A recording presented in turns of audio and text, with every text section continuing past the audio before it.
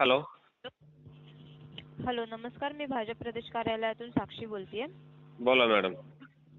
Sir, माझं बोलणं आदिनाथ कुडके यांच्याशी होत आहे का? हो, बोला. ठीक आहे. सर, आपल्या कुटुंबाला पीएम किसान सन्मान निधी अंतर्गत बँकेत पैसे मिळतात का? हो. ठीक आहे सर, आतापर्यंत आपल्यासारख्या 11 कोटीहून अधिक शेतकऱ्यांना सरकारने सुरू केलेल्या पीएम किसान सन्मान निधी योजनेचा लाभ मिळत आहे. तर आगामी लोकसभा निवडणुकीत आपण भाजपला पाठिंबा द्याल का? नाही. ठीक आहे. कारण सांगू शकता का?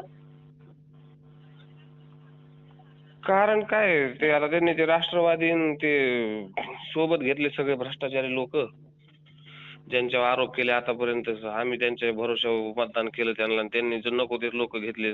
काय मतदान करायचं त्यांना? विरोधकांना घेऊन सोबत सत्ता स्थापन करते.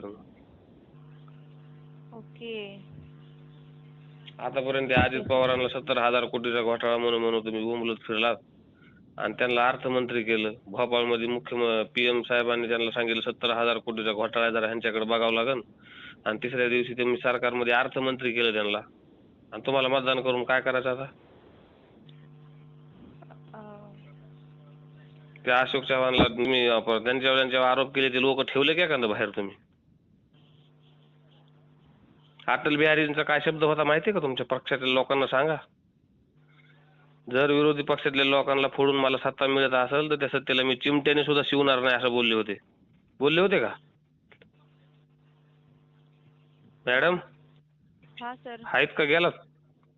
आहेत ना सर. हा, काय म्हणले होते अटल बिहारी माहिती तुम्हाला? मला नाही माहिती सर. मी सांगतो ऐका. विरोधी पक्षातील लोकांना फोडून भ्रष्टाचारी लोकांना सोबत घेऊन जर मला सत्ता भेटत असेल तर मी तशा सत्तेला चिमट्याने सुद्धा शिवणार नाही म्हणले होते. आताची ही टोळी तर साऱ्या लबाडांना घेऊनच मंत्रिमंडळ झाले. कुठं आमदारच एकमेकाला हाणतेत, कुणी कुणाला गोळ्याच हाणतंय, कुठं पोलीस स्टेशन मध्ये गोळ्या वार करतेत.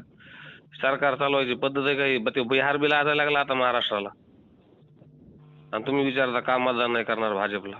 का करावं तुम्ही मला कारण सांगा, मी तुम्हाला त्याचं उत्तर देतो. विचारा बरं तुम्ही मला मतदान का करावं, मी सांगतो, विचारतो तुम्हाला. आम्ही लोकांनी भाजपाला मतदान का करावं? आज 80% लोकांनी कापूस विकला 6,000 रुपयांनी, आणि आता सगळ्या शेतकऱ्याकडला कापूस जाऊन व्यापाऱ्याकडे जमा झाल्यावर तुम्ही आज त्याचा 8,000 भाव केला. 2013 मध्ये स्वतः देवेंद्र फडणवीस मोर्चा काढला होता 6,000 रुपये सोयाबीनला भाव मिळावा म्हणून. कधी? 2014ला पाशा पटेलच्या नेतृत्वाखाली. त्याची क्लिप आहे माझ्याकडे आणखी. आणि तुम्ही आज तुमचं सरकार आलं त्याच्यानंतर 10 वर्षांनी तर सोयाबीनला काय भाव देता? 4,000 रुपयाचा. आणि पुन्हा वरून म्हणता मतदान कशाला भाजपला मतदान का नाहीत करणार तुम्ही? कारण समजेल का? आहेत का उत्तर ह्याची तुमच्याकडे? 2013च्या एंडिंगला 2014च्या इलेक्शनच्या आधी एक यात्रा काढली होती पाशा पटेलच्या नेतृत्वाखाली देवेंद्र फडणवीसांनी, आणि त्याच्यामध्ये देवेंद्र फडणवीसांनी स्वतः भाव मागितला होता सोयाबीनला शेतकऱ्यांना 6,000 रुपये द्यावा. कधी? 2014ला. 2014ला तुम्ही जॉब करत होता का? नाही सर. 2014ला लोकांना, नोकरीवाल्यांना जेवढा पगार होता तेव्हा आज पगार दुप्पट झाला. म्हणजे त्या टायमाला तुम्ही सोयाबीनला 6,000 भाव मागत होता, तो आज 12,000 पाहिजे होता तुमच्याच म्हणण्यानुसार, बरोबर? हा सर. आज काय भाव आहे सोयाबीनला? 4,000 रुपये भाव आहे सोयाबीनला. त्या शेतकऱ्यांनी मरायचं का? तर मरायसाठी जर खायापुरते सुद्धा पैसे त्याला भेटाना त्यातून.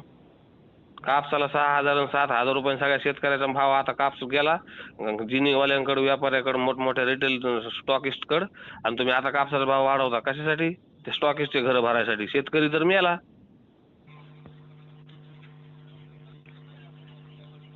आणि 2,000 रुपये देऊन उपकाराची भाषा करता त्याची.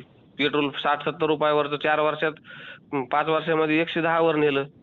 गॅस आमचं 400 रुपयावर भेटत होता तेव्हा आता 1100ला नेला, 1000वर नेला. आणि काल आता इलेक्शन आलं म्हणून 100ने कमी केला. आणि त्याची टिमकी वाजीत फिरत आहे. आणि म्हणता भाजपला मतदान करा. नाही म्हणलं तर का नाही करत? आता मला सांगा तुम्ही, मी नाही करायचे कारण सांगितले, तुम्ही करायचे कारण सांगा मतदान भाजपला. मग मी तुम्हाला त्याचं उत्तर विचारतो, तुम्ही सांगताल. सांगा आता कमून करायचं भाजपला मतदान?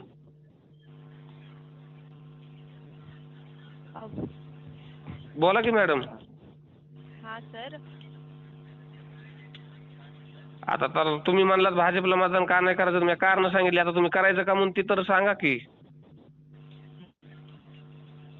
सर, भाजपचे सगळेच तसे नाहीयेत. आता मला सांगा, महाराष्ट्रामध्ये एकनाथ शिंदे मुख्यमंत्री बरोबर, हा सर. त्यांनी मराठा आरक्षणासाठी ते मराठा आरक्षण सगळे सोयऱ्याचा अध्यादेश काढला, तो पाळला का? नाही पाळला. अजित पवारावर देवेंद्र फडणवीसांनी काय आरोप केला होता आहे का तुमच्या लक्षात? अजित पवार. हो, अजित पवार आपले अर्थमंत्री, कार्यतत्पर मंत्री सध्याचे. हा. त्यांच्यावर काय आरोप केला होता माहिती देवेंद्र फडणवीसांनी? 70,000 कोटींचा घोटाळा केलाय म्हणले, आमची सत्ता आली की ह्यांना चक्की फिशिंग अँड फिशिंग करू म्हणले होते. हे लक्षात आहे तुमच्या, म्हणजे ऐकण्यात आहे? नाही सर. हा बरं, एखादी क्लिप बघा युट्यूबवर टाकून, देवेंद्र फडणवीस आणि अजित पवार चक्की फिशिंग टाकलं का तरी लय मोठे व्हिडिओ येतील तुम्हाला हजारोत बघायला. एक बघा. आणि ते म्हणले आमची सत्ता आली की अजित पवारांना आम्ही चक्की फिशिंग करून जेलमध्ये टाकू. आता त्यांची सत्ता आली आणि त्यांनी त्यांना अर्थमंत्री केलं. ते छगन भुजबळ जेलमध्ये टाकलं, ते म्हणले आम्हाला जेलमध्ये टाकलं, तर त्यांना फडणवीस म्हणले तुम्ही काय म्हणले मोठा देश कार्य नाही केलं म्हणून तुम्हाला जेलमध्ये टाकले म्हणले, तुम्ही घोटाळा केला लोकांचा. त्यानंतर ते राधाकृष्ण विखे पाटील, त्यांना ते कुठले तरी एका आतंकवादी संघटनेकडून त्यांच्या संस्थेवर पैसे आले म्हणून आरोप केला, बदनाम केलं आणि त्यांना आता महसूल मंत्री बनवलं. ते अशोक चव्हाण त्यांना आदर्श घोटाळ्यामध्ये त्यांना बदनाम केलं, त्यांचे मुख्यमंत्री पदावरून राजीनामा द्यायला लावला, तुमच्याकडे घेतलं. तुम्ही एक काम करा बरं मॅडम, तुमच्याकडे कोणती काय ती वॉशिंग पावडर काय आहे ती लोक हे नील करते, तुम्ही कसं काय? ते नारायण राणेच्या मागे ते किरीट सोमय्या लागले होते, त्यांचा हातोडा घेऊन त्यांचं काय पाडायला गेले आणि त्यांना आता केंद्रात मंत्री केलंय. हा. हा. केलंय का नाही? हा. मग ह्या लोकांना कशामुळे केलंय त्यांना विचारता का एकदा तुम्ही? म्हणजे आता काय आहे तुमचं, आमची काय दुश्मनी नाही, पण तुम्ही आम्हाला फोन